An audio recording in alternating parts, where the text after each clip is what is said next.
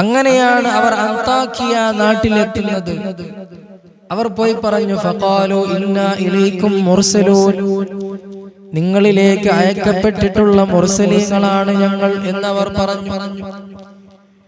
ഇദ് അർസൽനാ ഇലൈഹി മുസ്നൈനി, ആ നാട്ടിലെ ആളുകളിലേക്ക് 2 ദൂതന്മാരെ നാം അയച്ച സന്ദർഭം, ഫകദ്ദബൂഹുമാ, ആ 2 ദൂതന്മാരെയും ആ നാട്ടുകാർ നിഷേധിച്ചു, കളവാക്കി തള്ളിപ്പറഞ്ഞു.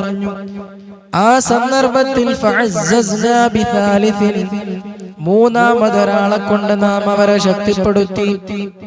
ഫഖാലു ഇന്നാ ഇലൈക്കും മുർസലൂൻ, അവരെല്ലാവരും പറഞ്ഞു, ഞങ്ങൾ നിങ്ങളിലേക്ക് അയച്ചിട്ടുള്ള ദൂതന്മാരാണ്. ഇതാണ് സംഭവം. അപ്പൊ ഇത് അവർക്ക് ഉദാഹരണം പറഞ്ഞു കൊടുക്കണം. ഇതെന്തിനാ ഉദാഹരണം പറഞ്ഞു കൊടുക്കുന്നത്? ശേഷം വരാനുള്ള വിശദീകരണം കൂടി ഉൾപ്പെടും, നമുക്ക് മനസ്സിലാവും എന്തിനാണ് അത് ഉദാഹരണമാക്കി പറഞ്ഞു കൊടുക്കാൻ അള്ളാഹു കൽപ്പിച്ചിട്ടുള്ളത്. ഇവിടെ നബി സല്ലല്ലാഹു അലൈഹി വസല്ലമക്കുള്ള ഒരു സമാധാനപ്പെടുത്തലുമുണ്ട്. നബിയെ, തങ്ങൾ സങ്കടപ്പെടേണ്ട. ഇങ്ങനെ ഒരു നാട്ടിലേക്ക് മുർസലുകളെ അയച്ച സന്ദർഭത്തിൽ ഇങ്ങനെ പല വിഷയങ്ങളും ഉണ്ടായിട്ടുണ്ട്. അതുകൊണ്ട് തങ്ങൾ സങ്കടപ്പെടേണ്ടതില്ല.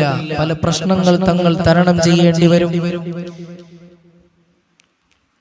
അന്ന് ആ നാട്ടിലേക്ക് അയച്ചത് 2 ദൂതന്മാരെ, അതിനുശേഷം മൂന്നാമൻ ഒരാളെ കൂടി അയച്ചു അന്താക്കിയയിലേക്ക്. തങ്ങൾ ഏകനായിട്ടാണ് പോകുന്നത്.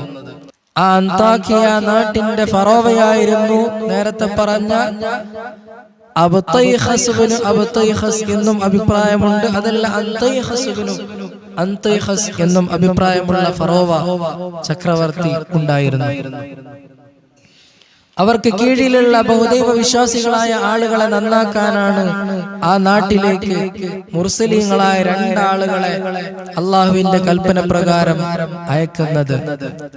സാദിഖ്, സദൂഖ് എന്ന് പറയുന്നു. അതല്ലെങ്കിൽ സാദിഖ്, മസ്ദൂഖ്, ശലൂം എന്ന അഭിപ്രായം പറയുന്നു. അതല്ല, ശംഊൻ, യോഹന്നാൻ, ബൂലിസ്, ഇങ്ങനെയൊക്കെ അഭിപ്രായമുണ്ട്. 3 ആളുകളെയാണ് അയച്ചു. ആദ്യം 2 ആളുകളെ അയച്ചു. എന്നിട്ട് അവരെ നിഷേധം കണ്ട സന്ദർഭത്തിൽ അള്ളാഹു മൂന്നാമതൊരാളെ കൂടി അവരിലേക്ക് അയച്ചു എന്ന്. എന്നിട്ട് 3 പേരും പറഞ്ഞു, ഫഖാലു ഇന്നാ ഇലൈക്കും മുർസലൂൻ, തീർച്ചയായും നിങ്ങളിലേക്ക് അയക്കപ്പെട്ട മുർസലീങ്ങളാണ് നമ്മൾ. അള്ളാഹുവിന്റെ കൽപ്പനയോടെ വന്ന മുർസലീങ്ങളാണ്. ഖാലൂ മാ അൻതും ഇല്ലാ ബശറുൻ മിസ്ലുനാ, ആ സന്ദർഭത്തിൽ അന്താക്യക്കാരായ ആളുകൾ തിരിച്ചു പറഞ്ഞു, ഖാലൂ, അവർ